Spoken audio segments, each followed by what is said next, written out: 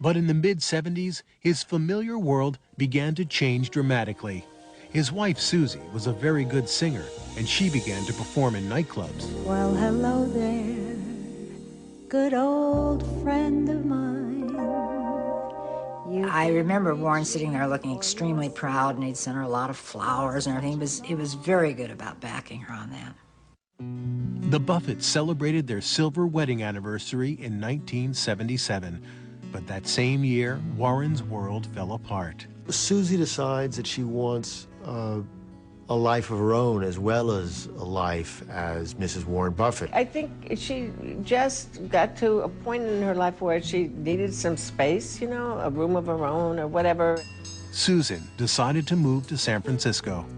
That's pretty tough for him, particularly in the beginning. He would open a vein for Susie. After a couple of years, Astrid Manx moves in, who was a friend of Susie's, and more or less at Susie's suggestion, and that becomes, you know, that's the way he deals with it. But those are tough years for Warren. Astrid became like a second wife to him, but he and Susie stayed married. And amazingly enough, they were two people that could pull that off, you know. Most people couldn't, but they could and did. There's no question that he was crazy about her. If you knew Susie like I know Susie, oh, my gal. And she was crazy about him. As life went on, it looked like a more unusual husband and wife relationship. And soon there would be yet another important woman in Warren Buffett's life. I'm Warren Buffett, chairman of Berkshire Hathaway Incorporated, which has a... In the early 1980s, Warren Buffett was steadily adding to the Berkshire Hathaway portfolio. And for a while, he had his eye on the Nebraska Furniture Mart. It was owned by 90-year-old Rose Blumpkin, better known in Omaha as Mrs. B. Can they help you? Maybe what you're looking for, honey. Come on, I'll show you what it is. Got lots of bargains. She was an immigrant from Russia, came to this country, had the courage to start her own business. I think I got it right here. By the 1980s, she's got her whole family, and she's got the single biggest furniture store in the United States. Mrs. B ruled the store, barking orders and invective from her motorized golf cart. You're all day is waiting. You don't do nothing. That's all they do is wait. You don't just sit. Never taking a day off, she worked 14 hours, 7 days a week, and was all business. You got bedding? I need new. Cost you $17.50. She had the price tags of the furniture in her house, in case anybody who came by was interested. Now that's a salesperson.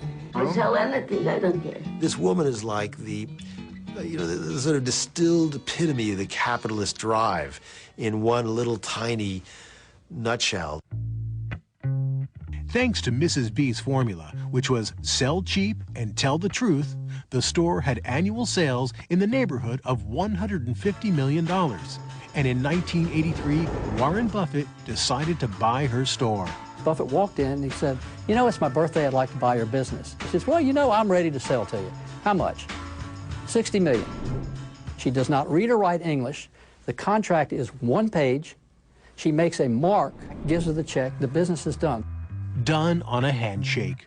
No hostile takeover and no junk bond financing or selling off parts for greater profits. In a decade of corporate raids when greed was good and Madonna's Material Girl would become the symbol of the age,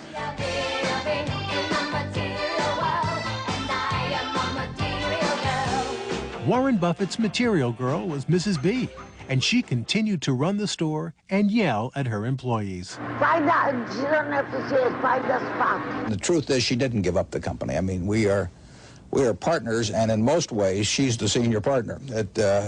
She knows, she's forgotten more about the business than I'll ever know, so she's the boss. So now the load at Berkshire must be borne by Mrs. B. Warren Buffett loved Mrs. B and honored her at an Omaha Press Club event in 1987. Mrs. B will save me. She'll just throw another sail. In 15 months, he had made about as much money with Mrs. B as he had in 19 years with the ailing Berkshire Hathaway textile factory. It barely scraped by. But Buffett had kept it going until it threatened to become a financial drain on the holding company. He was very reluctant to send the employees packing, and he was sensitive to being called the liquidator, you know, some Wall Street type who comes in, closes down the plant just to make a buck. But to Buffett, the shareholders always came first, and in 1985, he reluctantly closed it down, leaving 400 jobless employees with bitter feelings. That same year, Buffett came to the aid of his good friend Tom Murphy of the media company Capital Cities. Murphy was about to buy ABC,